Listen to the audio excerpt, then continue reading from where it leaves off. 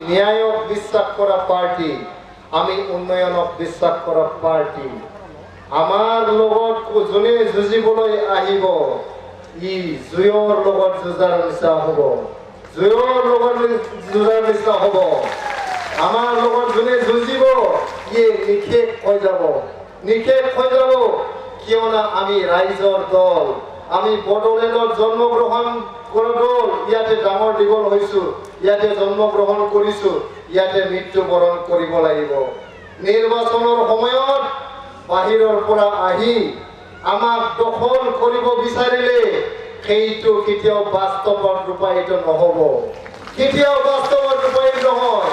আপোনালোকে দিছপুৰৰ পৰা আহি, দিল্লীৰ পৰা আহি নিৰ্বাচনৰ সময়তহে কিয় বিটিআৰ মনত পৰে? খালি নিৰ্বাচনৰ সময়ত কিয় বিটিআৰ মনত পৰে? নিৰ্বাচন শেষ হ'লে আপোনালোকে ক'ত হেৰাই যায়, ক'ত হেৰাই যায় আপোনালোকে? গতিকে আপোনালোকে কোনো পথে কম্প্ৰমাইজ নকৰিব, এক ইঞ্চি স্পেচ এৰি নিদিব। আমাৰ অঞ্চলত ঘূৰি অহা যে শান্তি, আজি সকলো দেশত যে শান্তি হৈছে, উন্নয়ন হৈছে, প্ৰগতি হৈছে, এইটো যদি ধৰি ৰাখিব লাগে তেনেহ'লে আমি কোনো পৰ্যায় যাতে হিন্দু মুছলিমৰ ৰাজনীতি কৰিব নিদিওঁ, আৰু কোনো পৰ্যায় যাতে হিন্দু খ্ৰীষ্টানৰ ৰাজনীতি কৰিব নিদিওঁ, এইটো আমি নিশ্চিত কৰিব লাগিব। কোনো পৰ্যায় আমাৰ গাঁৱত আহি, দোকান পাহাৰত আহি, বজাৰত আহি হিন্দু মুছলমানৰ নামত বিভাজন কৰিব নোৱাৰে, হিন্দু খ্ৰীষ্টানৰ নামত বিভাজন কৰিব নোৱাৰে। এইটো আমি সদায় সুনিশ্চিত কৰিব লাগিব। আপোনালোকে এইটো সুনিশ্চিত কৰিছনৰ ভিতৰত আমি কমচে কম 25টা চিট জিকি পেলাই চৰকাৰ গঠন কৰিবলৈ গৈ আছো। এইকাৰণে আমি কোনো পৰ্যায় শান্তি বিঘ্নিত কৰিব নোৱাৰো। ইয়াতে ৰাইজ আপোনালোকে সাজু হওক, টঙালি বান্ধক। আপোনালোকে নিৰ্বাচনৰ সময়লৈকে প্ৰত্যেক ঘৰে ঘৰে সোমাই যাওক, প্ৰত্যেক গাঁৱে ভয়ে সোমাই যাওক, বজাৰে পাহাৰে দোকানে আপোনালোকে সোমাই যাওক আৰু মানুহক দেখুৱাই দিয়ক, মেছেজ দিয়ক যে আমি UPPL দলক হাৰাবলৈ আজিলৈকে কোনো দল ইয়াতে জন্ম হোৱা নাই, কোনো দল জন্ম হোৱা নাই। আৰু এইটো আমি প্ৰুভ কৰি দেখুৱাইছো।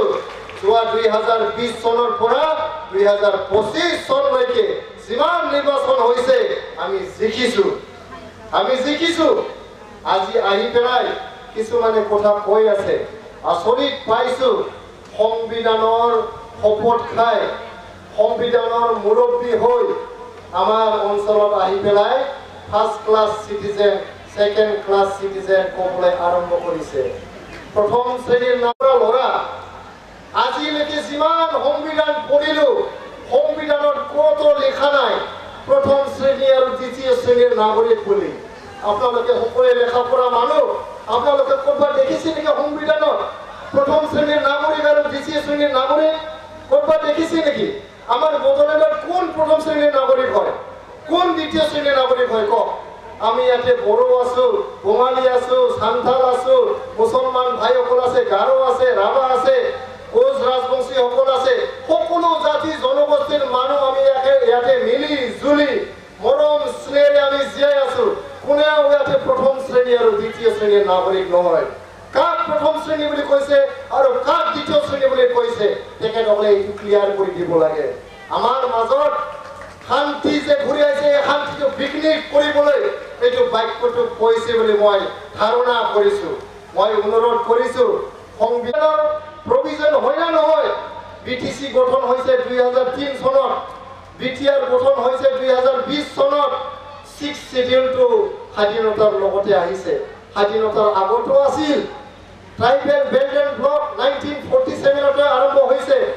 এইটো বড়োবিলাকে আৰম্ভ কৰা আইন নহয়, এইটো কোনো BTCয়ে আৰম্ভ কৰা আইন নহয়, এইটো কোনো BTRয়ে আৰম্ভ কৰা আইন নহয়। যি আইন আমাৰ পূৰ্বপুৰুষে কৰি থৈ গৈছে কিবা উদ্দেশ্য লৈ, এই আইনটোৱে চলি আহি আছে। এই আইনটোৰ কাৰণে এটা বিশেষ জাতিক দোষ জাপি দিব বিচাৰিছে। আজি বিশেষ জাতিক দোষাৰোপ কৰি পেলাই দ্বিতীয় শ্ৰেণী আৰু প্ৰথম শ্ৰেণী নাগৰিক বুলি ক'বলৈ ধৰিছে। এইটো কিন্তু এটা বিবেককামী মন্তব্য, এইটো ডিভাইচিভ এটা ষ্টেটমেণ্ট। গতিকে মই অনুৰোধ কৰিছো তেখেতসকলক, আমাৰ ৰাজ্যৰ মুৰব্বী হৈ আমাৰ ৰাজ্যৰ প্ৰতিনিধি হৈ আপোনালোকে কোনো পৰ্যায়ে ইয়াতে বিটিআৰ অঞ্চলত শান্তি বিঘ্নিত কৰিবলৈ চেষ্টা নকৰিব আৰু চেষ্টা কৰিলে ৰাইজে জবাব দিব। দিব নে নাই ৰাইজ?